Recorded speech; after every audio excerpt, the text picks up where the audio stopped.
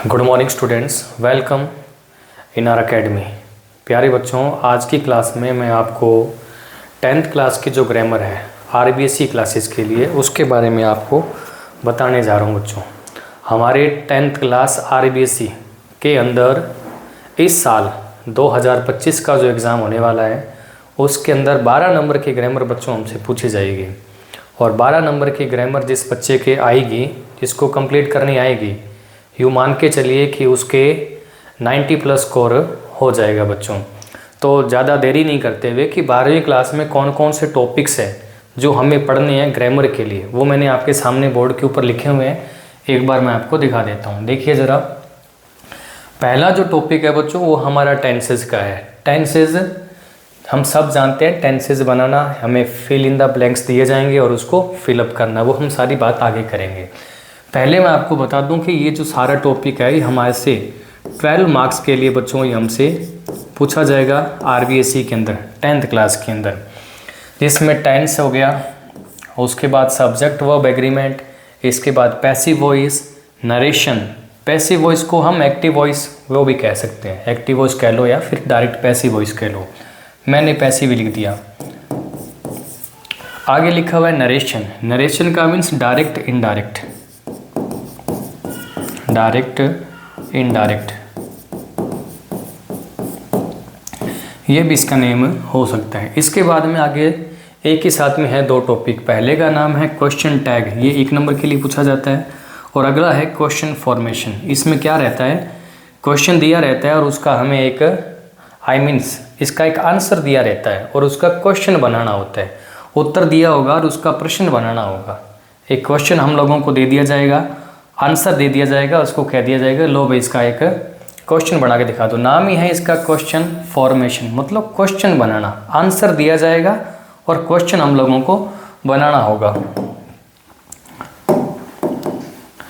इसके बाद में लिखा हुआ है ये क्वेश्चन टैग। क्वेश्चन टैग का मीन्स लास्ट में क्वेश्चन के टैग लगाना। और इसके बाद लिखा हुआ है नरेशन। नरेशन का मीन्स आपको पता ही है, नरेशन। और इधर लिखा हुआ है बच्चों पैसिव वॉइस। तो ये हमारे बेसिक से टॉपिक्स है जो हम लोगों को करने हैं 10th की ग्रामर को कंप्लीट करने के लिए। तो आगे मैं आपको नेक्स्ट टॉपिक पे ले चलता हूँ। ये तो हमारे बेसिक टॉपिक्स थे। अब बच्चों, ग्रामर करने के लिए जो टॉपिक्स हमारे सामने हमें दिख रहे हैं, सिर्फ इतने टॉपिक्स नहीं हैं। जो एग्जामिनर है उसने लिख के दे दिए कि ये टॉपिक्स है। अब इन टॉपिक्स के पीछे भी कुछ है, बैकग्राउंड है, उसका जो बेसिक है वो हम लोगों को करना पड़ेगा, तभी हम लोगों को जाकर एक सवाल वो हम लोग कर पाएंगे। जैसे बच्चों, ऐसा भी नहीं है कि मैं पहले आपको नरेशन करवा दूं, पहले पैसिव वॉइस करवा दूं और बाद में टेंस करवा दूं, नहीं। वो हमें सब सीक्वेंस में ही पढ़ना पड़ेगा बच्चों, जो सीक्वेंस हम लोगों को दिया रहता है। जैसे सबसे पहले लिखा हुआ है टेंस, तो सबसे पहले अपन को टेंस ही पढ़ना है। टेंस पढ़ने के बाद अपन पढ़ेंगे सब्जेक्ट वर्ब एग्रीमेंट, कि सब्जेक्ट का एग्रीमेंट कैसे होता है हेल्पिंग वर्ब के साथ में। इसके बाद हम लोग इनको करने के बाद हम लोग इनमें से कोई भी टॉपिक कर सकते हैं, लेकिन बेसिक हम लोगों को टेंस और सब्जेक्ट वो पहले ये करना ही होगा। ये करने के बाद ही हम लोग आगे नरेशंस हो गए, पैसिव वॉइस हो गई, क्वेश्चन फॉर्मेशन, ये सब करेंगे। अब टेंस टॉपिक तो लिख के दे दिया बच्चों के लो सर, टेंस है 4 नंबर के लिए, 3 नंबर के लिए, जितना भी नंबर के लिए हमसे पूछा। हर साल ये 4 नंबर के लिए पूछा जाता है कि ये सर 4 नंबर के लिए टॉपिक है हमें, और ये हमें दे दिया जाएगा। अब इसको करने के लिए कुछ बेसिक चीज़ें भी है जो हम लोगों को आनी चाहिए। अब वो बेसिक चीज़ें एग्जामिनर सीधी नहीं पूछ रहा हमसे। एग्जामिनर ऐसे नहीं कह रहा कि बताओ 8 की 3rd फॉर्म क्या होती है, वो ऐसे नहीं पूछेगा। वो नहीं कहता कि बताओ पास्ट कॉन्टिन्यूस टेंस है तो इसमें दे के साथ क्या लगाओगे, वर लगाओगे कि वॉज लगाओगे, ऐसे नहीं पूछेगा बच्चों। सवाल तो वो चाहेगा, ये पूछेगा, पर उसके पूछने का तरीका अलग होगा। वो तरीका ये होगा कि वो टेंसेस के थ्रू पूछेगा। एक छोटा सा सवाल हमें वो देगा। जैसे मैंने एक सेंटेंस लिखा आपके सामने, मैंने सेंटेंस लिखा शी, आगे लिखा ब्लैंक, और लिखा मैंने वॉश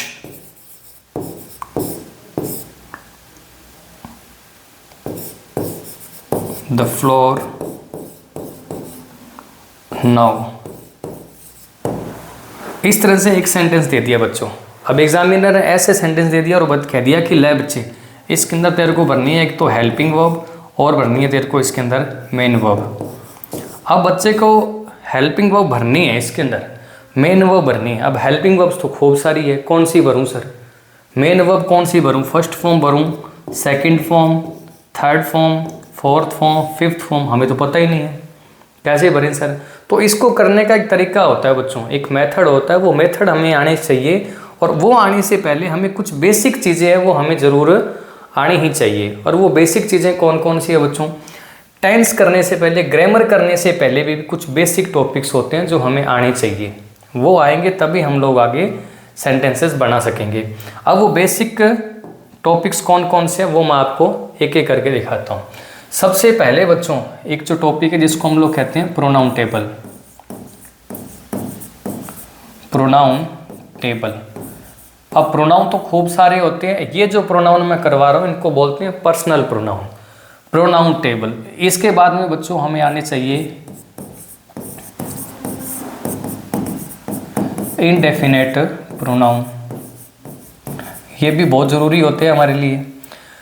साथ ही साथ में बच्चों हमें ज्ञान होना चाहिए वर्ब का। हालांकि ये बेसिक चीज़ें आनी चाहिए, मैं बिल्कुल स्टार्टिंग से लेके चल रहा हूँ। वो बच्चा जिसको वर्ब्स भी नहीं आती, वो बच्चा जिसको पता है नहीं कि सब्जेक्ट वर्ब एग्रीमेंट क्या होता है, मैं बिल्कुल वहाँ से लेके चल रहा हूँ चीज़ों को, ताकि हर एक बच्चा जो इस कोर्स से जुड़ रहा है वो उसको सीख सके। बिल्कुल स्टार्टिंग से लेके चल रहा हूँ, ऐसा नहीं है कि सरफेशियल लेवल पे स्टार्ट कर दिया बस यहीं से, ऐसा नहीं है। हर वो बच्चा जो सीखना चाहता है वो यहाँ से सीख सकता है। वर्ब्स आनी चाहिए। इसके साथ साथ में और हमें क्या आना चाहिए सर? हमें बेसिक सब्जेक्ट वर्ब एग्रीमेंट, ये बेसिक एग्रीमेंट जो होता है ना, ये तो आना ही आना चाहिए। वो जो बड़ा टॉपिक है वो तो है ही, लेकिन उससे पहले बेसिक है वो तो हमें आना ही चाहिए हर बच्चे को, कि भाई इसके साथ आई के साथ में प्रेजेंट कॉन्टिन्यूस में एम लगता है, इतनी सी जानकारी उसको बेसिक में होनी चाहिए। इससे पहले, इस टॉपिक से पहले लिख सकती हैं इसको आप, इसको हम लोग कहते हैं टेंस चार्ट। टेंस चार्ट कहने का मीन टेंसेस का एक बेसिक नॉलेज उसको होना चाहिए। टेंसेस का नॉलेज होगा, टेंस चार्ट का नॉलेज होगा, तब वो आगे ये सब चीज़ें कर सकेगा। तो क्या क्या लिख दिया मैंने? पहले लिखा pronoun table, indefinite pronoun, verb, subject verb agreement और टेंस चार्ट। इसके साथ साथ में एक चीज़ और आप और इंक्लूड कर सकते हैं, जब हम लोग टेंस चार्ट करेंगे और सब्जेक्ट वर्ब एग्रीमेंट करेंगे तो ये दोनों एक साथ से ही पढ़े जाएंगे ऑलमोस्ट। इस समय एक चीज़ आएगी बच्चों, कॉन्ट्रैक्शंस, जिसको हम लोग कहते हैं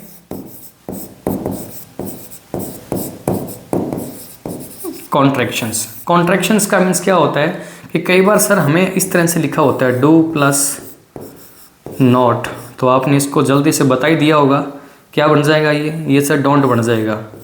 तो डोंट बनाने के लिए डू को एज इट इज़ लिखो, आगे एन लिखो और इस ओ को गायब करके इसकी जगह रेज्ड कोमा लगा दो और यहाँ लिख दो टी, और ये बन गया सर डोंट। इसी को हम लोग कहते हैं कॉन्ट्रैक्शन। इसी तरह से हम लोगों ने लिखा डज प्लस नॉट, तो ये बन गया सर डजंट। लो सर, इसको हम लोग कहते हैं कॉन्ट्रैक्शंस। ये बेसिक टॉपिक्स हैं, हम लोगों को आने चाहिए बिल्कुल ये करने के लिए। तो टेंसेस करने के लिए ये सब चीज़ें आनी चाहिए, और ये 2 या 3 या क्लास में आप 2 या 3 क्लासेस में ही आप लोग सीख जाएंगे। बिल्कुल ये फाउंडेशन है वो सब करने के लिए, ये आएंगे तभी बात बनेगी। इसके साथ साथ में एक वर्ब टॉपिक भी है बच्चों, थोड़ा सा बता देता हूँ आपको वर्ब के बारे में भी। अब वर्ब्स तो वैसे तो पूरा एक वाइड टॉपिक है, लेकिन यहाँ जो हमारे जो काम आ रही है उस वर्ब के बारे में बता रहा हूँ कि जनरली 2 तरह की वर्ब्स हम लोगों से पूछी जाती है। एक तो रेगुलर वर्ब होती है,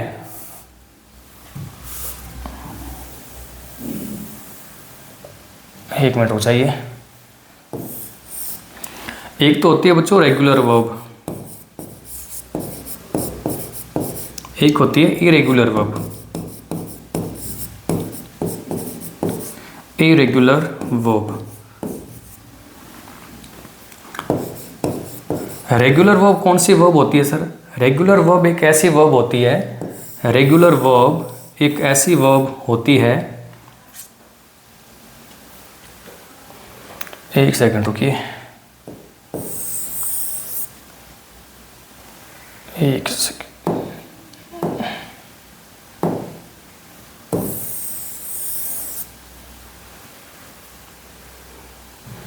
चलिए कुछ हो नहीं रहा है, कोई बात नहीं। रेगुलर वर्ब, रेगुलर वर्ब कहने का मीन्स जिसमें हम लोगों को जब सेकंड फॉर्म और थर्ड फॉर्म बनानी होती है ना, तो उसमें हम लोग सिंपली एडी लगा देते हैं। जब हमें सेकंड फॉर्म और थर्ड फॉर्म चाहिए होती है तो फर्स्ट फॉर्म में हम लोग एडी लगा देते हैं, तो उसको हम लोग कह देते हैं रेगुलर फॉर्म। जैसे मैंने आपके सामने कुक लिखा, कुक का मीन्स खाना पकाना। अब आपको इसकी सेकंड फॉर्म नहीं आ रही है तो आप क्या करेंगे, सिंपली इसके अंदर क्या ऐड कर देंगे, एडी ऐड कर देंगे सर, कुकड हो गया। ये बन गई सर इसकी सेकंड फॉर्म और थर्ड फॉर्म। आईएनजी फॉर्म बनानी है तो इसके आगे आईएनजी लगा देंगे। लीजिए कुकिंग हो गया। इसी तरह से इसकी फिफ्थ फॉर्म हो गई। तो कहने का मीन्स जब अपने को सेकंड फॉर्म और थर्ड फॉर्म बनानी होती है तब अपने इसके अंदर एडी लगा देते हैं, दैट इज रेगुलर वर्ब। इसी के उलट अब इंग्लिश में जो ना 70% वर्ब्स होती है, 70% वर्ब जो होती है ना वो इंग्लिश में वो रेगुलर वर्ब ही होती है। आपको नहीं आ रही है फॉर्म, आप पहली फॉर्म याद कीजिए और आगे वाली फॉर्म बनाने के लिए, सेकंड और थर्ड बनाने के लिए आप उसमें एडी ऐड कर दीजिए, तो आपका तुक्का काम कर जाता है ठीक ठाक। लेकिन कभी कभी गलत भी हो जाती है अगर हम लोगों को इसका ज्ञान ना हो, इरेगुलर फॉर्म्स का ज्ञान ना हो। इरेगुलर फॉर्म क्या होती है सर, जिसमें सेकंड फॉर्म और थर्ड फॉर्म अलग अलग होती है, या तीनों ही फॉर्म सेम होती है, या तीनों ही अलग अलग होती है। जैसे मैंने एक फॉर्म लिखी है आपके सामने, eat, second form ate, third form eaten. ING form बनानी है तो ईटिंग और उसके बाद ईट्स। फिर जैसे आपके सामने मैंने एक फॉर्म लिखी sweep, second form swept, third form swept. इसी तरह से एक फॉर्म लिखी मैंने कट,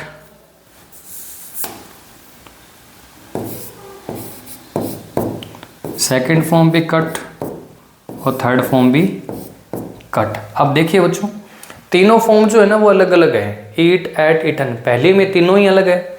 सेकंड में स्वीप, स्वेप्ट, स्वेप्ट, स्वीप का मीन झाड़ू निकालना या फिर स्वीप करना कोई चीज़ को, स्वीप, स्वेप्ट, स्वेप्ट। इसमें लास्ट वाली जो दो है, सेकंड फॉर्म और थर्ड फॉर्म, ये दोनों अलग है, ये दोनों सेम सेम है और इधर वाली अलग है। इसी तरह से लास्ट जो फॉर्म लिखी मैंने कट, कट, कट, इसमें तीनों ही एक जैसी है। तो ये जो कैटेगरी है ना वर्ब्स की इस कैटेगरी को हम लोग बोलते हैं इरेगुलर वर्ब। और ये जो कैटेगरी है जिसमें हम लोग सिर्फ एडी लगाते हैं, इसको बोलते हैं हम लोग रेगुलर वर्ब। तो रेगुलर वर्ब याद करना आसान होता है, इरेगुलर में थोड़ी सी हमें प्रैक्टिस करनी पड़ती है। जब हम लोग इसकी प्रैक्टिस कर लेते हैं तो ये हमारे लिए बिल्कुल आसान हो जाती है बच्चों। तो ये सारा वर्ब्स के बारे में था। आई होप आपको ये बात समझ में आ गई होगी। ये कॉन्ट्रैक्शंस के बारे में था। अब पहला जो टॉपिक है ना बच्चों वो हमारा प्रोनाउन टेबल है। मैं उसके ऊपर आपको लेके चलता हूँ कि प्रोनाउन टेबल हम लोग कैसे कर सकते हैं।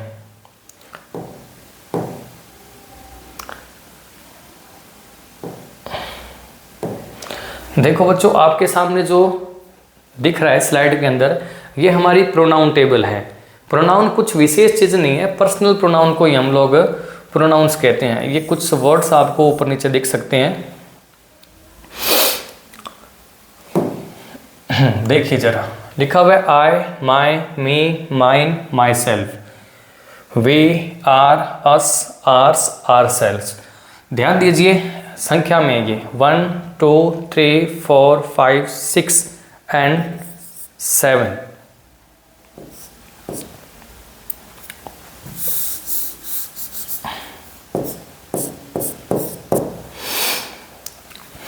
चलिए, ये 7 प्रोनाउंस हैं हमारे सामने।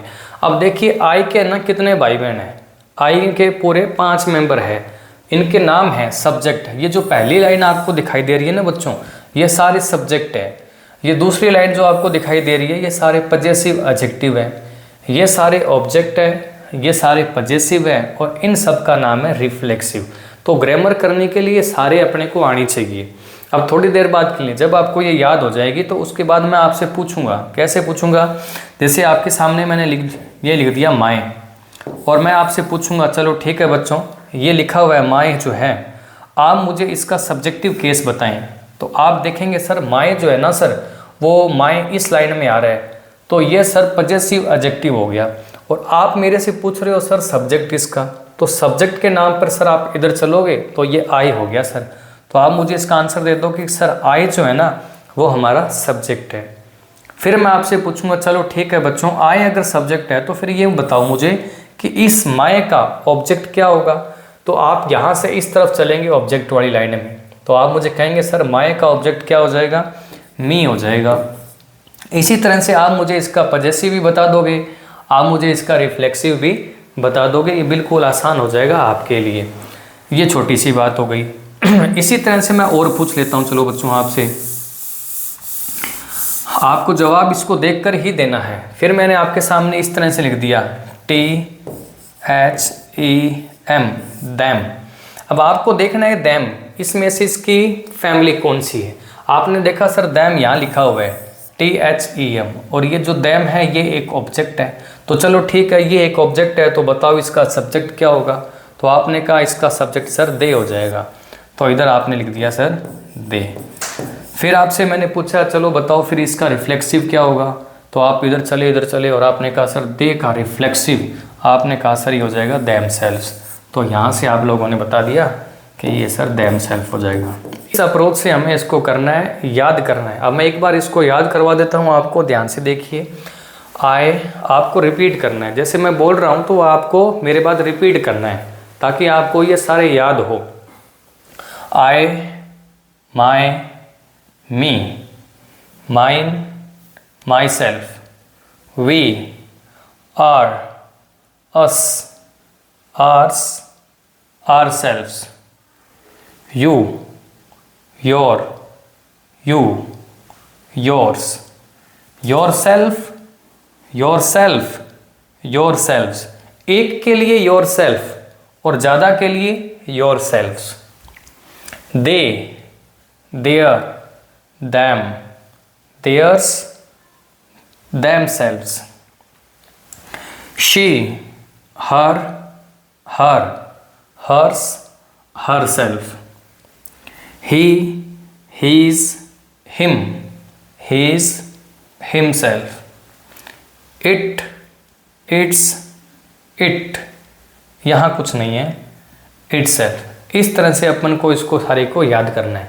अगर स्टार्टिंग में आपको ये दो फैमिली याद नहीं हो रही है ना तो कोई बात नहीं बच्चों, पर आपको ये तीन तो याद होनी चाहिए, ये तीन तो आपको याद होनी नहीं चाहिए, होनी ही चाहिए। अगर ये नहीं हो रही है तो कोई बात नहीं, लेट इट गो, जाने दो इसको, कोई बात नहीं। अगर आप कर सकते हो तो that's well good, but if you are not able to do it don't worry, let it गो।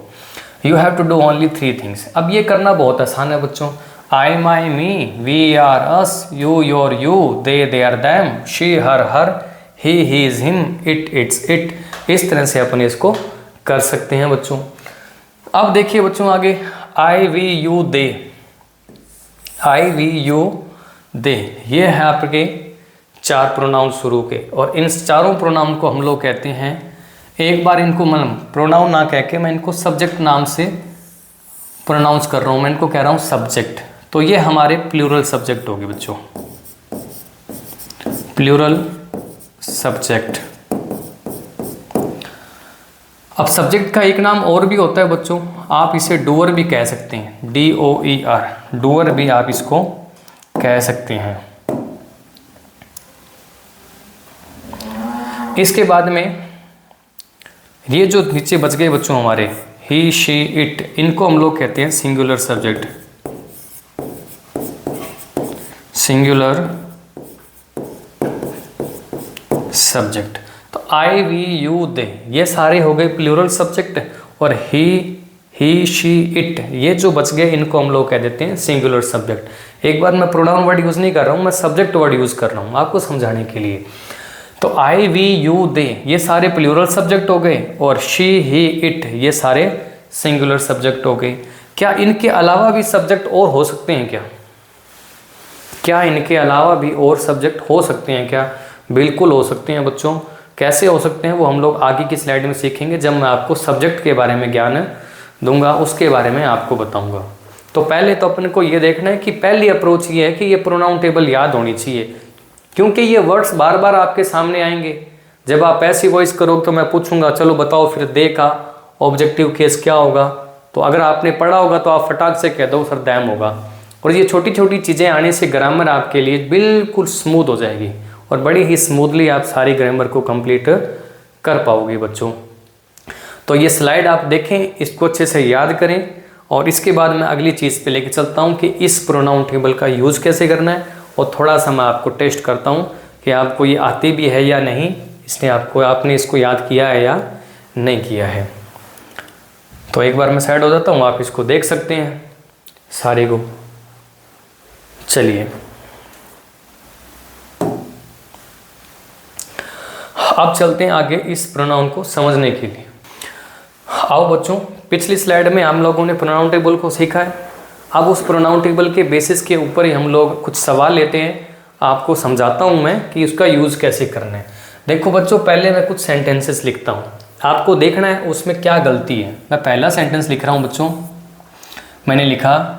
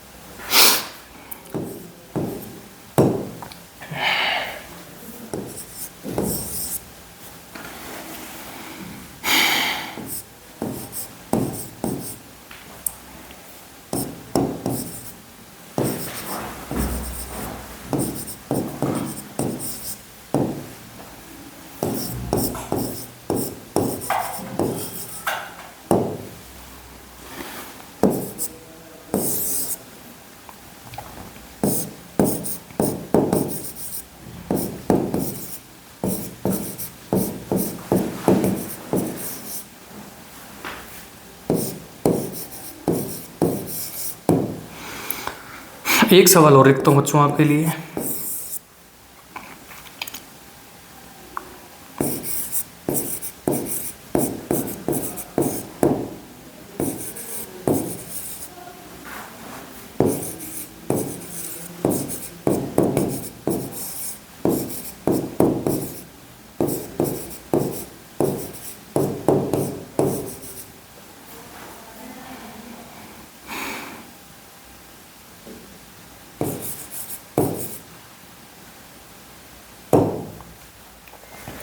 चलिए पहला सेंटेंस देखो बच्चों, ये जो सेंटेंस मैंने आपके सामने लिखे हैं ये सारे सेंटेंस गलत है बच्चों। ऑलमोस्ट ये जो सेंटेंस है वो सारे गलत हैं। तो आपको देखना है कि इन सेंटेंसेस के अंदर गलती क्या है बच्चों। अब देखिए बच्चों, इन सेंटेंसेस में क्या मिस्टेक्स है वो अपने इसमें निकालने की कोशिश करते हैं। चलिए बच्चों, पहला सेंटेंस लिखा है मी एम गोइंग टू स्कूल। अब देखो बच्चों, कोई भी वर्ब है ना, एक छोटा सा रूल समझे आप, पहले एक छोटा सा रूल समझे आप बच्चों, ठीक है। चलिए तो बच्चों, उससे पहले कि मैं बेसिक सा रूल बताता हूँ आपको, वो रूल क्या है वो देखो बच्चों, किसी भी वर्ब से पहले जब भी अपने कोई वर्ब लिखते हैं ना बच्चों, वर्ब इसमें आर साइलेंट रहता है, तो वर्ब से पहले जब हम लोग, एक मिनट रुकिए जरा,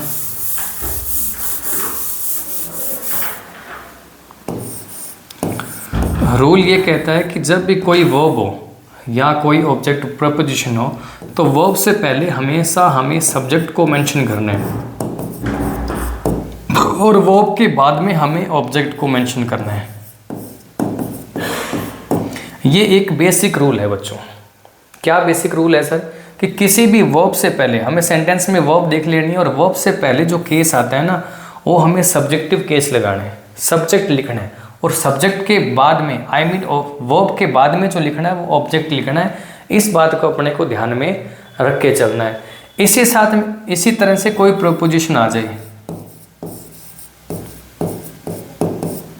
किसी भी तरह की कोई प्रपोजिशन आ जाए, तो प्रपोजिशन के बाद भी हम लोगों को एक ऑब्जेक्टिव केस ही लगाना है। ये नियम है, ये नियम अपने को ध्यान में रखना है, इससे हमारे सेंटेंस कभी गलत नहीं होंगे। तो पहला सेंटेंस देखिए क्या लिखा हुआ है, मी एम गोइंग टू स्कूल।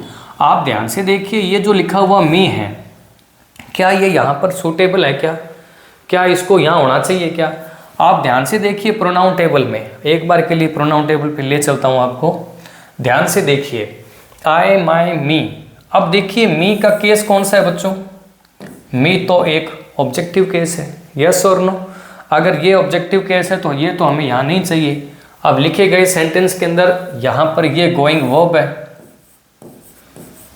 ये गोइंग हो गई वर्ब, और इस वर्ब से पहले जो केस आना चाहिए वो तो सब्जेक्ट आना चाहिए और इसके बाद में कोई ऑब्जेक्ट आना चाहिए। तो आपने यहाँ पे लिख रखा है सर मी, तो ये मी तो गलत हो जाएगा। अब हमें इसको यहाँ से हटाना पड़ेगा और वापस चले एक बार स्लाइड पे।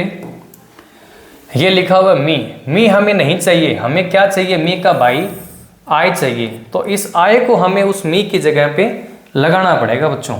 तो चलिए मैं सेंटेंस को ठीक करें। तो ये तो गलत हो गया, इसकी जगह हम लोग अगर लिखें I am going to school, अब ये सेंटेंस बिल्कुल एक्यूरेट है, बिल्कुल ये सेंटेंस ठीक है।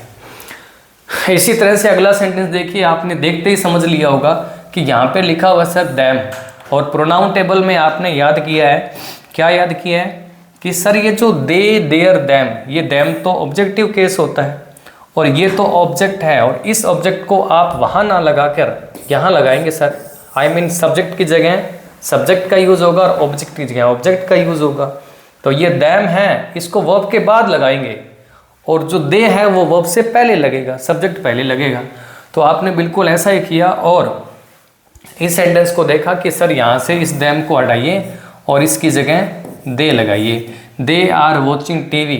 फिर देखिए आगे लिखा हुआ है विद, और विद एक प्रपोजिशन है, और नियम क्या कहता है कि प्रपोजिशन के बाद अपने को ऑब्जेक्टिव केस लगाना चाहिए। तो इस आय का ऑब्जेक्टिव केस मी होता है, ये आपने अभी अभी याद किया है। ये तो इस तरह से अपने इन प्रोनाउंस को एक्यूरेट कर सकते हैं, सही कर सकते हैं।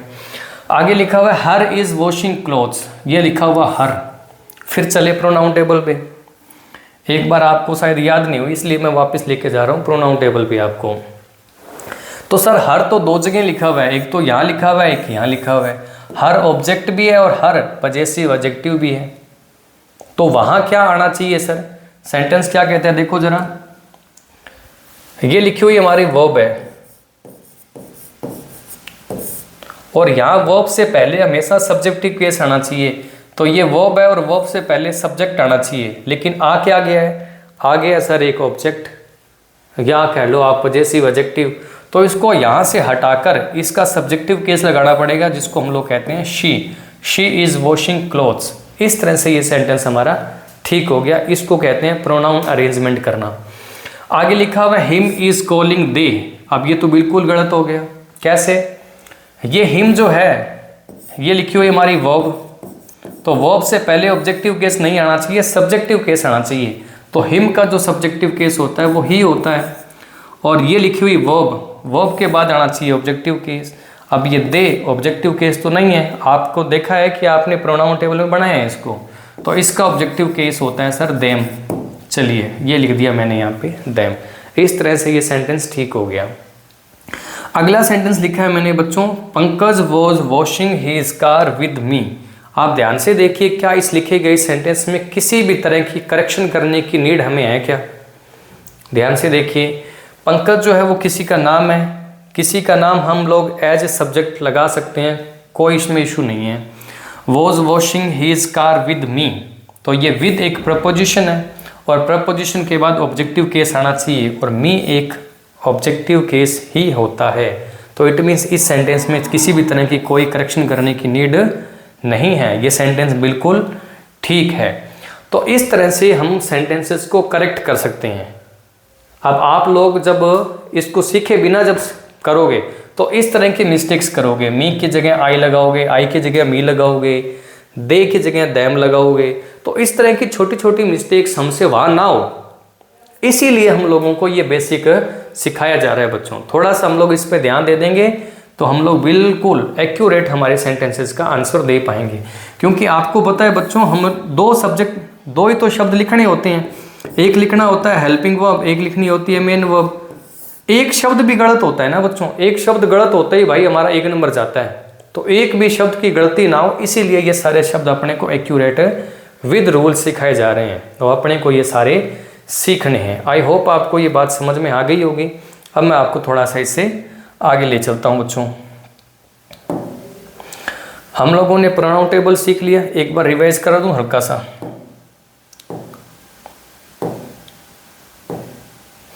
स्टार्टिंग मैंने आपको बताया कि कैसे हमारे टॉपिक्स आते हैं, tenses, passive voice, narration, question tag, question formation, subject verb agreement, और इसके बाद में कुछ और टॉपिक्स थे जो हम लोगों ने किए। इसके बाद हम लोग आगे चले तो हम लोगों ने सीखी प्रोनाउन टेबल, कि प्रोनाउन टेबल हम लोग कैसे यूज़ करते हैं, कैसे इसको याद करना है और किस अप्रोच से याद करना है। इसके आगे चले तो कुछ सेंटेंसेस लिखे प्रोनाउंस के, प्रोनाउंस को करेक्ट करना और उनका यूजेस सीखे हम लोगों ने। अब इसके आगे थोड़ा सा अपन चलते हैं। जब हमें प्रोनाउन टेबल आ जाए, उसका यूज़ करना आ जाए, तो उसके बाद में कुछ शब्द है जो बार बार में हमारे सामने आते हैं। वो शब्द कौन कौन से हैं, जिसको हम लोग बोलते हैं इनडेफिनेट प्रोनाउन।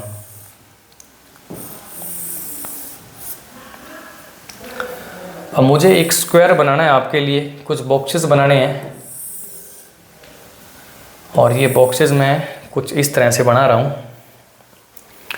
एक मिनट रुकिए ज़रा।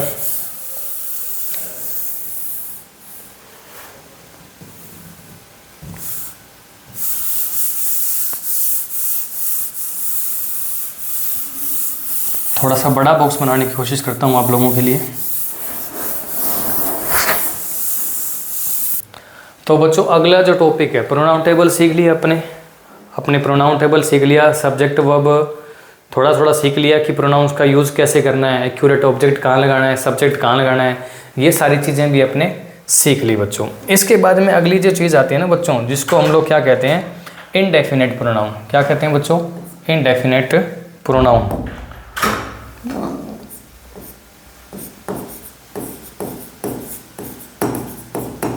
इनडेफिनेट प्रोनाउन, आप इसका नाम लिख सकते हैं एक्यूरेटली। एक बार रुकिए ज़रा, मैं इसको ऊपर लिख देता हूँ थोड़ा सा छोटा, क्योंकि मुझे यहाँ कुछ और लिखना है।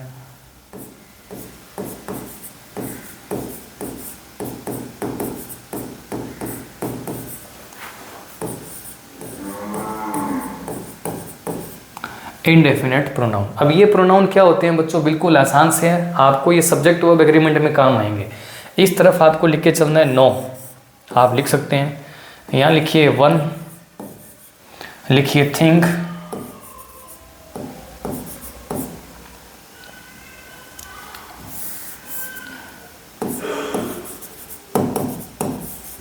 यहाँ लिखिए आप बड़ी, यहाँ लिखिए वेयर, इस साइड लिखिए आप सम, यहाँ लिखिए एवरी, यहाँ आप लिखिए नो, सम, एवरी, और एक और रह गया एवरीवेयर, समबडी, एनीबडी, एनी। आप एक एनी और लिख सकते हैं बच्चों यहाँ पे। हालांकि ये और भी एक्सटेंड हो सकती है, मैं इतने से लिखवा रहा हूँ आपको। अब क्या करना है, इन सब को हम लोग मल्टीप्लाई करते जाएंगे। जैसे यहाँ लिखा नो और इसके सामने लिख दिया वन, इसको थोड़ा सेपरेट करके लिखना है, और इसको अलग से लिखोगे तो ये बन जाएगा नन। इस तरह से नो के साथ थिंक रखोगे तो एक शब्द नया बन जाएगा जिसका नाम है नथिंग। इसी तरह से नो के साथ रखोगे बड़ी तो एक नया शब्द बन जाएगा नो बड़ी। अब ये जो प्रोनाउंस बन रहे हैं ना बच्चों, इन सब को इंडेफिनेट प्रोनाउन बोलते हैं। और ये जो इंडेफिनेट प्रोनाउन होते हैं वो सारे सिंगुलर होते हैं, क्योंकि ये शब्द बार बार में हमारे बीच में आएंगे, तो इससे अच्छा हम लोग पहले इनको डील कर लेते हैं कि बनते कैसे हैं, कैसे इनका वर्क होता है। इसी तरह से नो के साथ वेयर रखोगे तो एक नया शब्द बन जाएगा नो वेयर। ध्यान ये देना है कि इनको साथ में लिखना है, नो वेयर। इसी तरह से सम के साथ लिखा वन तो आपका नया शब्द बन गया सम वन। सम के साथ रखा थिंग तो नया शब्द बन गया आपका समथिंग। आगे चले तो समबडी,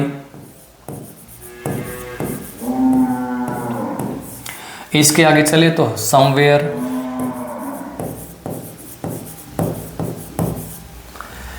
इसी तरह से एनी के साथ लिखा वन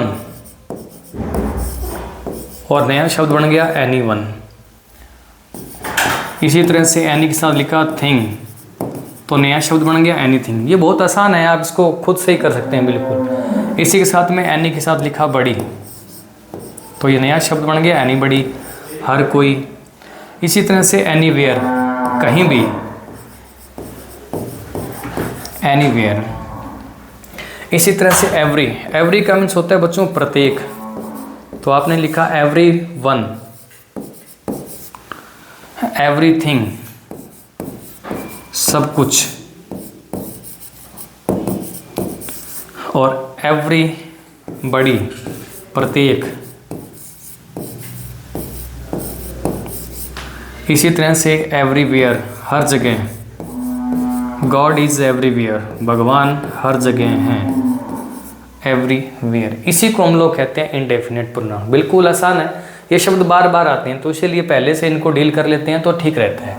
नो के साथ लिखा तो ये नन, एक शब्द तो बन गया इससे नन, और एक बन गया नो वन। ध्यान ये देना है कि नो वन के बीच में गैप रहना चाहिए, सेपरेट रहना चाहिए, और बाकियों के बीच में गैप नहीं रहना चाहिए, बाकी सारे कंबाइन करके बनाने हैं अपने को। तो no one, nothing, nobody, nowhere, someone, something, somebody, somewhere, anyone, anything, anybody, anywhere, everyone, everything, everybody and everywhere. इस तरह से सारे सेंटेंसेस हम लोग बना सकते हैं, आई मीन सारे वर्ड्स बना सकते हैं, और इन वर्ड्स को बोलते हैं इनडेफिनेट प्रोनाउन। जो डेफिनेट नहीं है, इनडेफिनेट है, इट मीन्स ये सारे इनडेफिनेट होते हैं, और बाय नेचर ये सारे सिंगुलर होते हैं। कैसे होते हैं? बाय नेचर ये सारे सिंगुलर सब्जेक्ट होते हैं। अब ये सारे सब्जेक्ट की तरह यूज़ होते हैं, एक ऑब्जेक्ट की तरह यूज़ होते हैं, और इसीलिए हम लोग इसको सिंगुलर ट्रीट करके चलते हैं। कोई भी सेंटेंस, जैसे आपके सामने एक सेंटेंस लिखता हूँ मैंने एक सेंटेंस लिखा नोबडी, फिर लिखा मैंने ब्लैंक इज आर कमिंग,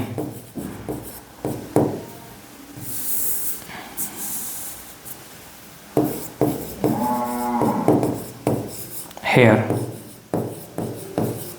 इस तरह से सेंटेंस लिख दिया, और मैं आपसे पूछ रहा हूँ कि बताओ इसमें से क्या आएगा, इज आएगा कि आर आएगा। तो अगर हम लोगों को इसका ज्ञान नहीं है तो हम लोग कंफ्यूज हो जाएंगे। तो लिखा हुआ है नोबडी, तो नोबडी के अकॉर्डिंग ये एक सिंगुलर है, आपने सीखा इसको यहाँ से, तो इसीलिए आप इसके साथ इज लगाएंगे।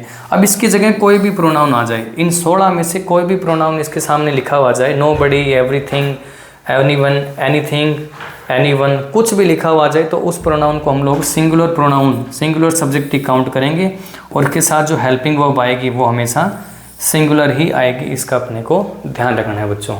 तो ये आपको याद करनी है, याद करना बहुत आसान है। थोड़ी थोड़ी हिंदी बता के चलता हूँ आपको। लिखा हुआ है नो वन, नो वन का मीन्स कोई नहीं, सम वन कोई, एनी वन हर कोई, एवरी वन प्रत्येक आदमी, नथिंग कुछ नहीं, नेगेटिव वर्ड है, नो एक नेगेटिव वर्ड है, समथिंग कुछ, कुछ ना कुछ, एनीथिंग कुछ भी, एनीथिंग का मीन्स कुछ भी, एवरीथिंग सब कुछ, नोबडी कोई नहीं, समबडी कोई, एनीबडी कोई भी, एवरीबडी प्रत्येक व्यक्ति, हर व्यक्ति, नोवेयर कहीं नहीं, समवेयर कहीं ना कहीं, एनीवेयर हर कहीं, और एवरीवेयर प्रत्येक जगह पर, हर जगह पर। तो इस तरह से इनकी हिंदी निकल के आती है बच्चों, आप इसको पढ़ सकते हैं। और ये सारे सब्जेक्ट बाय नेचर सिंगुलर होते हैं, और इनको आप याद कर सकते हैं। इनको भी हम लोग प्रोनाउन ही कहते हैं। अब ले चलता हूँ बच्चों इसके थोड़ा सा आगे आपको।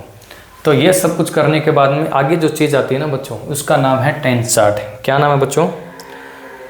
Tense chart. तो टेंस चार्ट बनाना भी बहुत आसान है, उसको बनाना हम लोगों को सीखना है पहले। एक बार रुकिए जरा।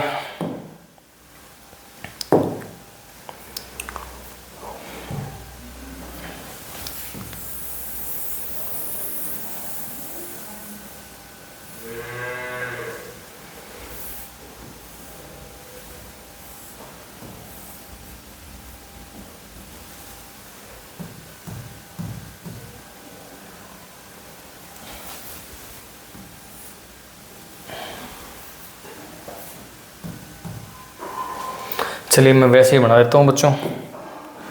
टेंस चार्ट, टेंस चार्ट बनाना बहुत आसान है। कितना आसान है सर? बिल्कुल आसान है बच्चों।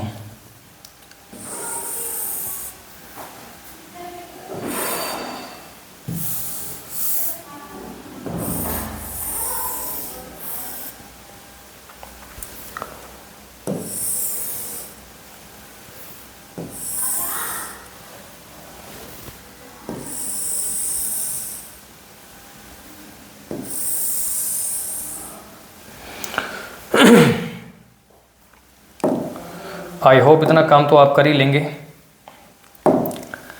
इधर आपको लिखना है प्रेजेंट,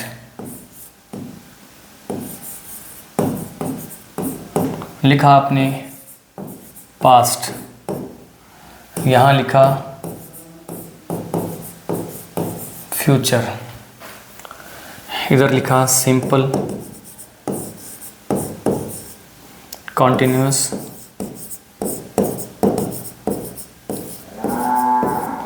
यहाँ लिखा परफेक्ट। चलिए, 3 टेंसेज और 3 एस्पेक्ट, 3 टेंसेज और 3 एस्पेक्ट, प्रेजेंट, पास्ट, फ्यूचर, ये 3 टेंसेज लिख दिए, 3 एस्पेक्ट लिख दिए, सिंपल, कॉन्टिन्यूअस और परफेक्ट। अब आप कहेंगे सर टेंसेज तो 12 होते हैं और आपने 9 ही लिखे हैं सर, 9 ही बॉक्सेस बनाए हैं, तो अगला जो टेंस बच्चा है ना, वो टेंस जो बनता है ना बच्चों, वो इन दोनों के कॉम्बिनेशन से बनता है, इन दोनों को मिलाकर वो आगे वाला टेंस बनता है, जिसका नाम हो जाता है परफेक्ट कॉन्टिन्यूस। प्रेजेंट के में रखोगे तो present perfect continuous, past perfect continuous और फ्यूचर परफेक्ट कॉन्टिन्यूस। मैं एक बार उसकी बात नहीं कर रहा हूँ, मुझे एक बार ये 3 ही टेंस आपको सिखाने हैं, 3 का मतलब ये 9 सिखाने हैं। ये सीख गए तो आगे वाले आप लोग खुद से ही सीख जाओगे, पहले मुझे ये सिखाने हैं आपको। तो मैंने क्या कहा बच्चों, तो सबसे पहले आपने लिखा इधर प्रेजेंट, और प्रेजेंट के साथ में रखा हुआ है सिंपल। तो प्रेजेंट सिंपल, पहले टेंस का नाम है ना बच्चों, वो हो गया प्रेजेंट सिंपल। इसी तरह से प्रेजेंट के साथ कॉन्टिन्यूस रखोगे तो दूसरी टेंस का नाम हो गया प्रेजेंट कॉन्टिन्यूस। इसी तरह से प्रेजेंट के साथ परफेक्ट रखा तो हो गया प्रेजेंट परफेक्ट। पास्ट के साथ रखा सिंपल तो हो गया सर पास्ट सिंपल। पास्ट के साथ क्या कॉन्टिन्यूस तो हो गया सर ये पास्ट कॉन्टिन्यूस। और इसी तरह से लिखा तो आगे हो गया सर ये पास्ट परफेक्ट। ये टेंसेस की नेमिंग है बच्चों, पहले टेंस की नेमिंग करने आनी चाहिए अपने को, जिस चीज़ को डील कर रहे हैं वो पहले बनाना तो आना चाहिए। इसी तरह से फ्यूचर के साथ रखेंगे सिंपल तो नया टेंस बन जाएगा फ्यूचर सिंपल। आगे चलिए तो लिखा सर फ्यूचर कॉन्टिन्यूस, पूरी स्पेलिंग आप वहाँ से देखें, फ्यूचर परफेक्ट। चलिए 9 टेंसेस लिख दिए और 9 टेंसेस के नाम भी लिख दिए मैंने। तो इस तरह से ये नेमिंग करनी अपने को आनी चाहिए। नेमिंग करनी बहुत आसान है, ऊपर लिखना है 3 टेंसेस का नाम, प्रेजेंट, पास्ट और फ्यूचर। उसके बाद इस साइड में लिखना है एस्पेक्ट उसकी, सिंपल, कॉन्टिन्यूस और परफेक्ट। अब सिंपल को ही आप इंडेफिनिट भी कह सकते हैं, कहना चाहे तो इंडेफिनिट भी कह सकते हैं, आप इसको सिंपल टेंस भी कह सकते हैं, आप इसको पास्ट प्रेजेंट सिंपल कहने की बजाय सिंपल प्रेजेंट भी कह सकते हैं, सिंपल पास्ट, सिंपल फ्यूचर। लेकिन मैं आपको नेम्स में कंफ्यूज नहीं करना चाहता, तो एक सिंपल सा नेम हम लोग लेके चल रहे हैं जिसका नाम है present simple. Present simple, past simple, future simple, present continuous, past continuous, future continuous, और इसी तरह से प्रेजेंट परफेक्ट, पास्ट परफेक्ट और फ्यूचर परफेक्ट। इस तरह से हम लोगों को ये टेंस चार्ट बना देना है बिल्कुल सिंपल सा तरीके से।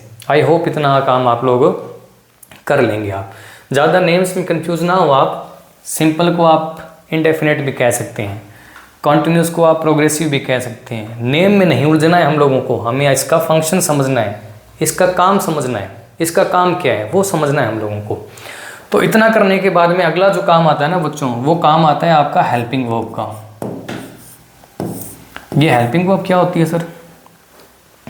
हर बार नाम सुनते हैं helping verb, HV helping verb, ऐसी वर्ब जो सेंटेंस के अंदर सेंस बताती है, टाइमिंग बताती है कि कौन से टाइम पर वो एक्शन हुआ है, प्रेजेंट में हुआ है, पास्ट में हुआ है, तो उसको डिनोट करने के लिए इंग्लिश में हेल्पिंग वर्ब्स होती है। तो आप उनको याद कीजिए सीधा सीधा और मेरे बाद आप बोलते जाइए। चलिए मैं इसको एक अलग कलर में लिखने की कोशिश करता हूँ। ये लिखा सर मैंने इसको ब्लैक से। तो प्रेजेंट सिंपल की हेल्पिंग वर्ब होती है डू और डज। प्रेजेंट कॉन्टिन्यूस की helping verb is am are. Present perfect की helping verb has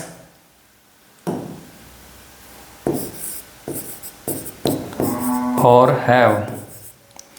past simple की helping verb did. Past continuous की हेल्पिंग वर्ब वॉज वर। आगे चले तो सर लिखा हमने हैड, वेट ए सेकंड, यहां लिखा हमने विल, यहां विल बी, और यहां लिखा मैंने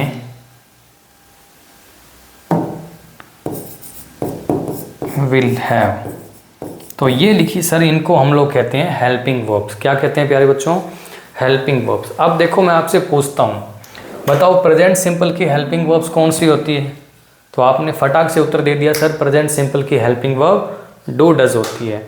एक बात ध्यान रखिए, हर टेंस की अपनी हेल्पिंग वर्ब होती है। मेरी बात बोलिए आप लोग, हर टेंस की अपनी हेल्पिंग वर्ब होती है।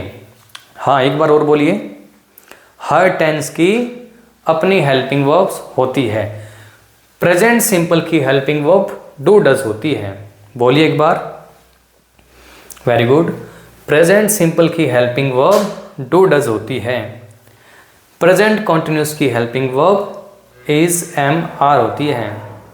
Very good. Present perfect tense की हेल्पिंग वर्ब हैज हैव होती है। पास्ट सिंपल की हेल्पिंग वर्ब डिड होती है। पास्ट कॉन्टिन्यूस की हेल्पिंग वर्ब वॉज वर होती है। पास्ट परफेक्ट की हेल्पिंग वर्ब हैड होती है। पास्ट कॉन्टिन्यूस की हेल्पिंग वर्ब वॉज वर होती है। फ्यूचर सिंपल की helping verb will, future continuous की विल बी, और फ्यूचर परफेक्ट की विल हैव।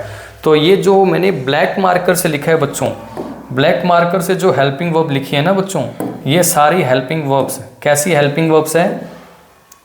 हर टेंस की अपनी हेल्पिंग वर्ब्स है। अब इसमें कुछ तो सिंगुलर हेल्पिंग वर्ब्स होती है और कुछ होती है प्लूरल। क्या सब्जेक्ट की तरह हेल्पिंग वर्ब्स भी सिंगुलर और प्लूरल होती है? सवाल सुनिए, जैसे सब्जेक्ट सिंगुलर और प्लूरल होते हैं, क्या वैसे ही हेल्पिंग वर्ब्स भी सिंगुलर और प्लूरल होती है? जी हाँ, जैसा सब्जेक्ट होगा और वैसी हेल्पिंग वर्ब्स भी होती है। जैसे आपके सामने में डू लिखा हुआ है तो ये डू प्लूरल है, डज है वो सिंगुलर है, इज है वो सिंगुलर, आर जो है वो प्लूरल, हैज है वो सिंगुलर, हैज हुआ हमारा सिंगुलर, है हुआ प्लूरल। अब ये भैया एक ही है, पास्ट सिंपल में एक ही हेल्पिंग वर्ब है, तो एक है तो ये सिंगुलर भी है और ये प्लूरल भी है, कुछ लिखने की नीड नहीं है, ये दोनों ही हैं। ये सिंगुलर है और ये प्लूरल है। इसमें ध्यान हमें ये रखना होगा एग्रीमेंट के समय कि सर आई के साथ में हमने वोज लगाना होगा और इधर आई के साथ में हमें एम लगाना होगा, फिर सर सिंगुलर है। तो ये हेल्पिंग वर्ब सिंगुलर भी है और ये प्लूरल भी। आगे सारी एक एक है। अब आप सोचोगे सर शैल तो लिखा ही नहीं आपने, सेल इसलिए नहीं लिखा, एक बार मैं आपको कंफ्यूज नहीं करना चाहता, एक बार मैं आपको विल पर लेके चल रहा हूँ। तो ये सारी हेल्पिंग वर्ब्स हो गई। आपने सीखा कि हर टेंस की अपनी हेल्पिंग वर्ब होती है, हर टेंस की अपनी हेल्पिंग वर्ब्स होती है, और हेल्पिंग वर्ब्स भी दो तरह की होती है, सिंगुलर और प्लूरल। आई होप इतनी बात आपको समझ में आ गई होगी। तो प्रेजेंट सिंपल के अंदर जो हेल्पिंग वर्ब्स है डू और डज, प्रेजेंट कॉन्टिन्यूस की helping verb is am are, और प्रेजेंट परफेक्ट की हेल्पिंग वर्ब हैज हैव। तो इस तरह से अपने को ये याद करनी है बच्चों, ये बेसिक है बिल्कुल, ये अपने को आना चाहिए। ये कंप्लीट होने के बाद में अगली जो चीज़ आती है ना बच्चों, अगली जो चीज़ आती है वो है बच्चों हमारी मेन वर्ब। क्या चीज़ है बच्चों? Main verb. हमारी जो मेन वर्ब्स है वो हमें आनी चाहिए। अब ये मेन वर्ब क्या होती है सर? मैं यहाँ लिख देता हूँ मेन वर्ब। एक बार मैं मार्कर दूसरा सेलेक्ट करता हूँ, इतना शाइनिंग नहीं दे रहा है ये लो ठीक रहेगा। मेन वर्ब क्या होती है? आप पीछे ही आप लोग सीख के आए हो वर्ब्स के बारे में कि वर्ब्स जो होती है वो दो तरह की होती है, रेगुलर वर्ब और इरेगुलर वर्ब। अब वर्ब में एक तरफ लिखा हुआ है हमारे सामने V1, V2, V3, V4 और V5। अब इस V4 को ये अपन कहते हैं ING फॉर्म। ये 5 वर्जन्स है वर्ब्स के बच्चों, first form, second form, third form, fourth form और फिफ्थ फॉर्म। ये वर्ब के कुछ वर्जन्स है जो अपने को आने चाहिए, V1, V2, V3 और V4। अब ये जो वर्जन्स हैं अलग अलग टेंसेज में अलग अलग आते हैं, अलग अलग टेंसेज में अलग अलग वर्ब्स की फॉर्म आती है। जैसे आपके सामने ये कॉन्टिन्यूस लिखा हुआ है, तो कॉन्टिन्यूटी को इंग्लिश में शो करने के लिए हमारे सामने एक ING फॉर्म यूज करनी है हमें। जहाँ भी कॉन्टिन्यूस वर्ड लिखा हुआ है वहाँ पर हमेशा हमें वर्ब की कौन सी फॉर्म यूज करनी है, ING फॉर्म करनी है यूज। और जहाँ हमें परफेक्ट वर्ड लिखा हुआ मिल जाए, परफेक्ट, वहाँ पर हमें वर्ब की थर्ड फॉर्म, कौन सी फॉर्म बच्चों, वर्ब की थर्ड फॉर्म यूज करनी है। तो बाकी का क्या सर, अगर प्रेजेंट सिंपल में चले तो हमें यहाँ पर वर्ब की फर्स्ट फॉर्म या वर्ब की फिफ्थ फॉर्म यूज करनी है। यहाँ हम चले तो डिड के बाद में वर्ब की फर्स्ट फॉर्म, और अगर हम लोग सेंटेंस बना रहे हैं पॉजिटिव तो वर्ब की सेकंड फॉर्म। इसी तरह से विल के साथ में हम लोगों को यूज करनी है वर्ब की फर्स्ट फॉर्म। इसी को हम लोग कहते हैं टेंस चार्ट। क्या कहते हैं बच्चों, टेंस चार्ट। तो ये पूरा टेंस चार्ट अपने को बनाना आना चाहिए। ये बनाना आता है तो फटाक से ये दिमाग में होना चाहिए, पास्ट कॉन्टिन्यूस। पास्ट कॉन्टिन्यूस का मतलब वॉज वर, वॉज वर का मतलब इसमें ING फॉर्म आएगी साथ में। तो ये सारी चीज़ें अपने माइंड में होनी चाहिए। तो इसी को हम लोग कहते हैं टेंस चार्ट बच्चों। आई होप आपको ये बात समझ में आ गई होगी। एक मिनट रुकिए ज़रा, इसको मैं जूम आउट करके साइड में लगा देता हूँ।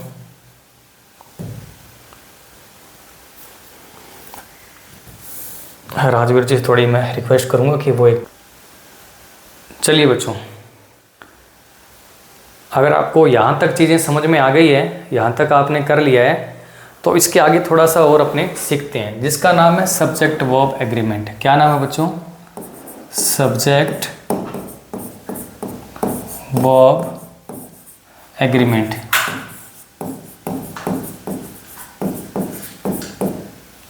अगला टॉपिक जो है हमारा बेसिक टॉपिक्स के अंदर, जिसका नाम है सब्जेक्ट वर्ब एग्रीमेंट। अब इस टॉपिक को अपने को कैसे करना है, देखो बच्चों, आपने स्टार्टिंग के अंदर प्रोनाउन टेबल के अंदर आपने कुछ सीखा था। क्या सीखा था प्रोनाउन टेबल में, देखिए ज़रा, जब हम लोगों ने प्रोनाउन टेबल की थी, यहाँ देखिए, I, we, you, they, she, he, it। तो ये जो सारे लिखे हैं ना बच्चों, ये सब्जेक्ट है। क्या है, सारे सब्जेक्ट है। अब इन्हीं की हेल्प से हम लोग एग्रीमेंट बनाएंगे। अब ये जो सब्जेक्ट है, उस समय मैंने आपसे एक सवाल पूछा था,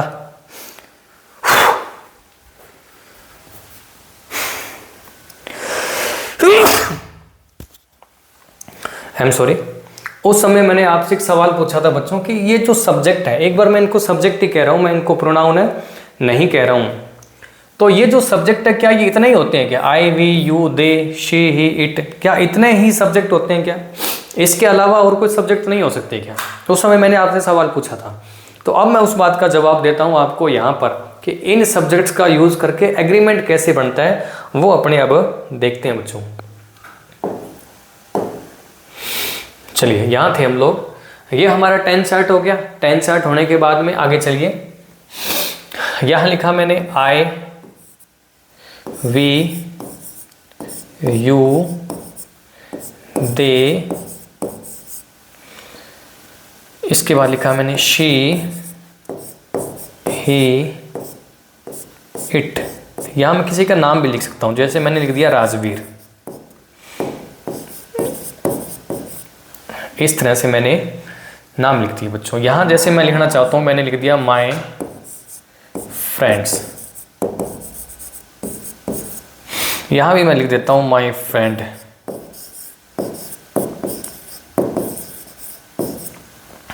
तो ये सारे जो सब्जेक्ट लिखे, ये सिंगुलर सब्जेक्ट हुए, और ये जो सब्जेक्ट लिखे मैंने, ये सारे प्लूरल सब्जेक्ट हो गए।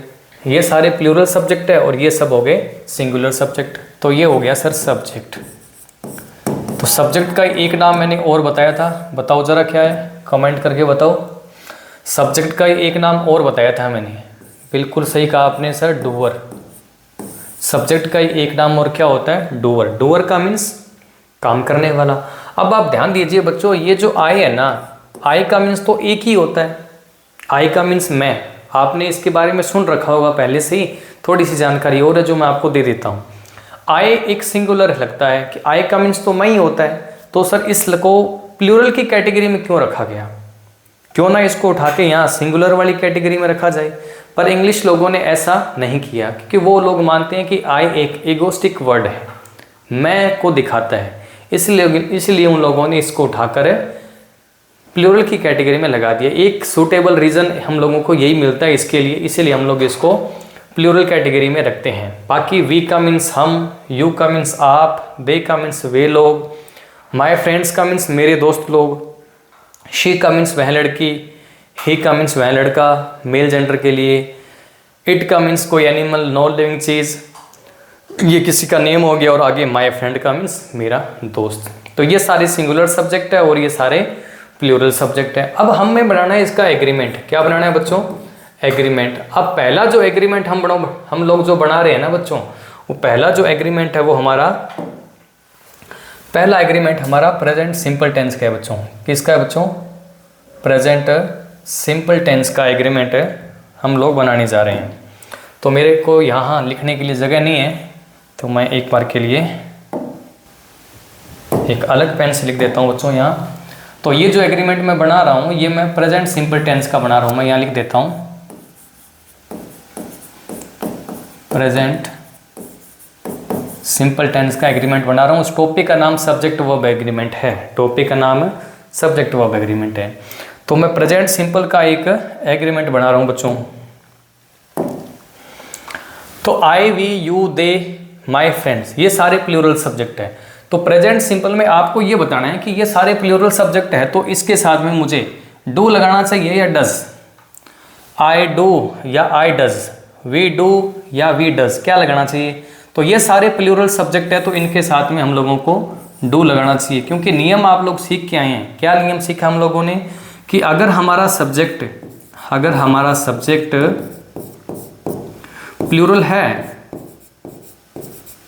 तो हमारी आने वाली जो हेल्पिंग वर्ब है वो भी कैसी होनी चाहिए? आने वाली हेल्पिंग वर्ब भी कैसी होनी चाहिए बच्चों? वो भी प्लूरल ही होना चाहिए। इसी तरह से मान लीजिए कि हमारा सब्जेक्ट सिंगुलर है। सब्जेक्ट कैसा है? सिंगुलर है। तो आने वाली हेल्पिंग वर्ब है वो भी कैसी होनी चाहिए?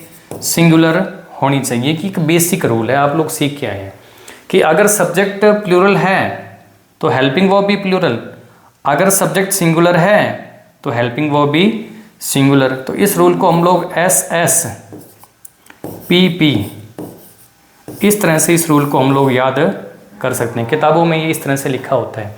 अगर सब्जेक्ट सिंगुलर है तो हेल्पिंग वर्ब भी सिंगुलर, और अगर सब्जेक्ट प्लूरल है तो हेल्पिंग वर्ब भी कैसी हो?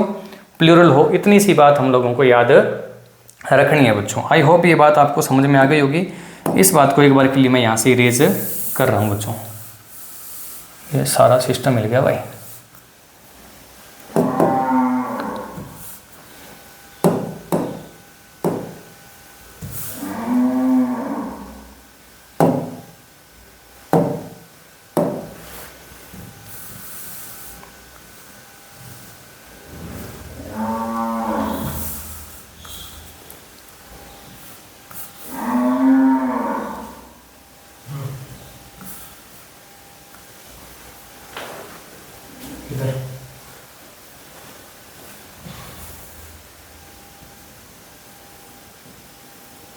चलिए ठीक हो गया। वापस ये ध्यान दीजिए।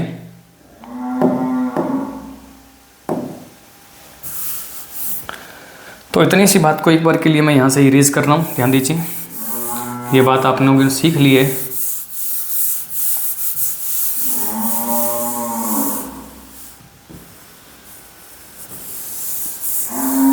चलिए, तो अगर हमारा जो सब्जेक्ट है वो अगर प्लूरल है, अगर हमारी सब्जेक्ट प्लूरल है तो हमारी आने वाली जो हेल्पिंग वर्ब्स है वो भी कैसी होनी चाहिए?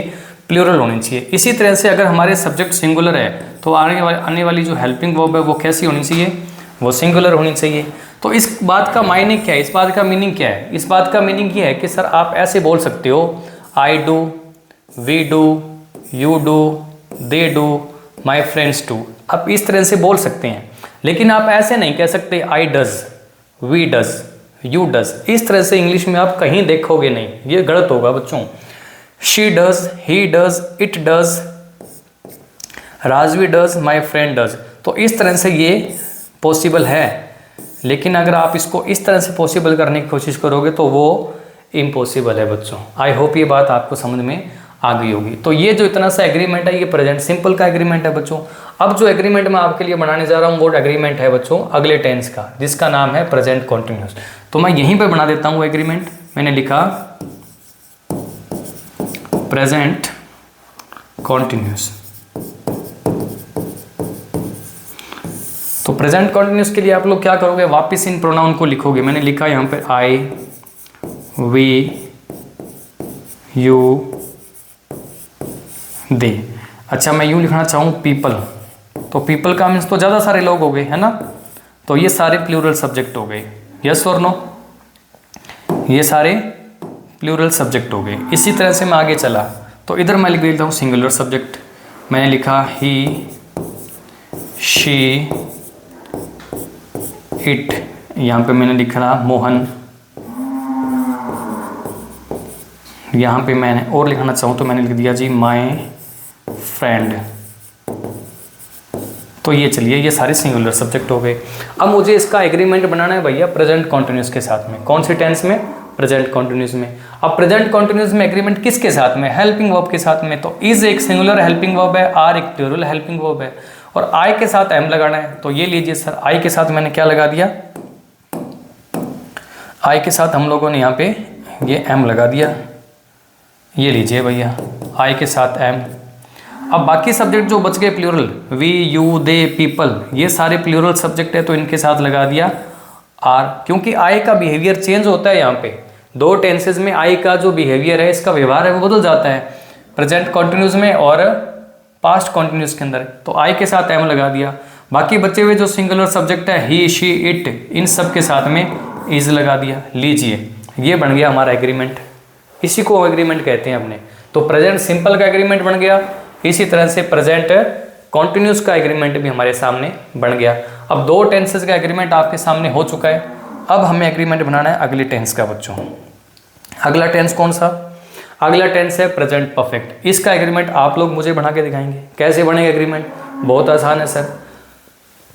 इसके साथ एग्रीमेंट करने के लिए हैज सिंगुलर है और हैव जो है वो प्लूरल है। हैज सिंगुलर और हैव जो है वो प्लूरल। तो जो सिंगुलर सब्जेक्ट होंगे उनके साथ में आप लोग लगा देंगे हैज, ही, शी, इट, इनके साथ हैज लिखेंगे, और जो बाकी बच गई उनके साथ में हैव लिखेंगे। इसी तरह से जब आप लोग यहाँ पहुँचोगे तो यहाँ तो एक ही हेल्पिंग वर्ब मिलेगी, यहाँ भी एक हेल्पिंग वर्ब मिलेगी, तो ये सबके साथ में ही आ जाएगा। तो इस तरह से अपने सारे जो हेल्पिंग वर्ब्स है उसको करना होता है। इसका एक कंप्लीट चार्ट मैं आपके साथ शेयर कर दूंगा, उसको आप देख सकते हैं। बाकी इसको बनाना कैसे है, एग्रीमेंट कैसे तैयार करना है, ये बेसिक एग्रीमेंट है बच्चों। सब्जेक्ट वर्ब एग्रीमेंट पूरा टॉपिक नहीं है, ये बेसिक एग्रीमेंट है जो हर बच्चे को आना ही चाहिए। और मैं उस लेवल से लेके चल रहा हूँ इसको जहाँ से हर बच्चा इसको समझ सकता है। बिल्कुल स्टार्टिंग से जिस बच्चे को कुछ भी नहीं आता, ग्रामर का कुछ भी नहीं आता है, बिल्कुल वो पहली बार कर रहा है, उसको मैं यहाँ से समझाने की कोशिश कर रहा हूँ बच्चों। आई होप ये बात आपको समझ में आ गई होगी। इतनी बात करने के बाद में अगला जो टॉपिक है, हमारे जो बेसिक टॉपिक है वो ऑलमोस्ट कंप्लीट हो गए हैं। बेसिक टॉपिक्स है वो ऑलमोस्ट कंप्लीट हो गए हैं। जैसे ये पहला, ये प्रेजेंट सिंपल टेंस का एग्रीमेंट बन गया, ये कॉन्टिन्यूस का एग्रीमेंट बन गया। इस तरह से बाकी बचे हुए टेंसेस के, इस तरह से पूरे जो 9 एग्रीमेंट है, जिसमें से मैंने 2 बना दिए हैं, बाकी बचे हुए 7 आप लोग बनाएंगे। बिल्कुल आसान है, इस तरह से प्रोनाउंस को लिखना है और बना देना है बिल्कुल आसानी से। तो इस तरह से हमारा जो ये बेसिक कॉन्सेप्ट है ये कंप्लीट होते हैं एक वर्ब्स को छोड़ के। तो सबसे पहले हम लोगों ने प्रोनाउन टेबल सीखा, प्रोनाउन के अंदर अलग अलग केसेस को समझा, subject, possessive, object, possessive objective, reflexive. इसके बाद हम लोग आगे चले तो कुछ प्रोनाउंस का यूज करना सीखा कि प्रोनाउन यूज कैसे होती है। इसके आगे चले तो हम लोगों ने सीखा कि इनडेफिनेट प्रोनाउन क्या होते हैं, इनको यूज कैसे करते हैं, ये सिंगुलर होते हैं या प्लूरल होते हैं। तो आपने कहा कि सर ये जो सिंगुलर होते हैं इनके साथ आने वाली हेल्पिंग वर्ब भी हमेशा सिंगुलर ही यूज होती है।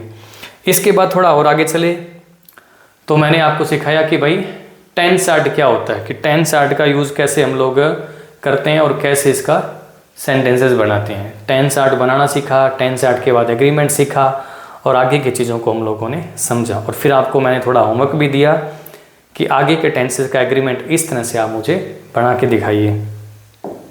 तो ये सब कुछ था आज की क्लास के अंदर। आई होप आपको ये सब चीज़ें समझ में आई होगी। अब इसके आगे क्या, जब हम लोगों को इतनी चीज़ें आने लगी, कौन कौन सी सर? अब एक एस्पेक्ट मैं इसमें छोड़ के चल रहा हूँ जिसका नाम वर्ब है। अब वर्ब्स बच्चों अपने को याद करनी होती है। आप किसी भी वीडियो में यूट्यूब पे जाके अपनी जो 10th की किताब है, बुक्स जो होती है एक्सीलेंट वगैरह, उसके अंदर भी जाके आप लोग वर्ब्स को याद कर सकते हो। वो काम हमें याद खुद से करना होता है। अब क्लास में वो करवाना इतना पॉसिबल नहीं है। हाँ, अगर आप कहते हो तो उस पर एक सेपरेट वीडियो बनाया जा सकता है जो आपको सिखाया जा सकता है। जैसे verb eat, ate eaten, see saw seen, write wrote written, cut cut cut, bring brought brought, इस तरह की सारी वर्ब्स आपको याद होनी चाहिए बच्चों। अब ये सब कुछ आने के बाद में, ये सब कुछ कहने का मीन्स आपको वर्ब्स आने लग गई। फिर वर्ब्स के बाद में आपको प्रोनाउन भी आने लग गए, प्रोनाउन टेबल, इंडेफिनिट प्रोनाउन भी आने लग गए,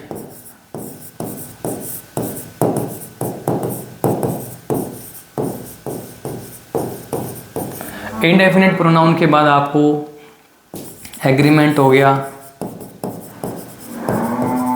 एग्रीमेंट नहीं तो पहले आप इसको यूं कह लीजिए भाई, एग्रीमेंट से पहले आपने टेंस आर्ट सीखा है तो उसको पहले लिख लेता हूं मैं। टेंस आर्ट हो गया बच्चों, फिर हो गया आपका एग्रीमेंट। ये सब कुछ चीज़ें आपने सीख ली। अब इन सब चीज़ों में एक चीज़ रह गई जिसका नाम है बच्चों कॉन्ट्रैक्शंस। क्या नाम है उसका? कॉन्ट्रैक्शंस। जब मैं आपको हेल्पिंग वर्ब सिखा रहा था, टेंस आर्ट सिखा रहा था, तो उस समय आपने कुछ हेल्पिंग वर्ब्स यूज़ की थी। Do, does, is, am, are, has, have, did, was, were, had, will be, ये सारी हेल्पिंग वर्ब्स थी। और इनको जब नोट के साथ रखा जाता है तो इनके कुछ कॉन्ट्रैक्शंस बनते हैं। उसकी एक पीडीएफ आपके साथ मैं शेयर कर दूंगा, वो आप देख सकते हैं। तो बेसिक टॉपिक्स हमारे ये है कि ये जब हमें आने लग गए तो अब हम लोग ग्रामर करने के लिए तैयार हैं। अब वो जो टॉपिक मैंने आपको लिखवाए थे शुरू के अंदर, वो tense, passive voice, narration, subject verb agreement, question tag, question formation, वो सब कुछ करने के लिए अब आप तैयार हैं, वो आप लोग कर सकते हैं। बस ये इतनी सी बात थी। अब इसके आगे क्या? इसके आगे ये सर कि हम लोग ये सीखेंगे कि हम लोग एक सेंटेंस से 500 सेंटेंस कैसे बनाएं। ये है हमारा अगला टॉपिक। अब एक सेंटेंस से 500 सेंटेंस कैसे बनाएं। अब ग्रामर का अर्थ क्या होता है बच्चों? ग्रामर का मतलब पोस्टमार्टम करना सेंटेंस का। सब्जेक्ट क्या है, हेल्पिंग वर्ब क्या है, मेन वर्ब क्या है, इसी को तो बोलते हैं ग्रामर। चीज़ें बनी कैसी है उसको सीखना। अब वो बनाने के लिए पहले हमें सेंटेंस बनाने तो आनी चाहिए। तो अगली जो सारी कहानी चलेगी ना, वो इस पे चलेगी बच्चों। किस पे? सेंटेंसेस पे चलेगी। जितने ज़्यादा सेंटेंसेस हम लोगों को बनाने आएंगे उतनी बढ़िया हमारी ग्रामर हो जाएगी। कि एक सेंटेंस के 500 सेंटेंस बनाने कैसे आए हमें, वो कैसे सीखे हम लोगों को, वो सीखना है। और वो सीखने के लिए हम लोगों को ये सब चीज़ें बेसिक आनी चाहिए। और वो सब चीज़ें सिखाऊंगा मैं आपको अगली क्लास में। उससे पहले आप लोग ये क्लास अच्छे से रिवीजन करें। ये सारी चीज़ें हमें बहुत बढ़िया से आनी चाहिए। जब ये सब चीज़ें आएगी तो अगली चीज़ें हमारे लिए बहुत ही आसान हो जाएगी। तो अब मैं आपसे अगली क्लास में मिलूँगा। तब तक के लिए goodbye, have a nice day.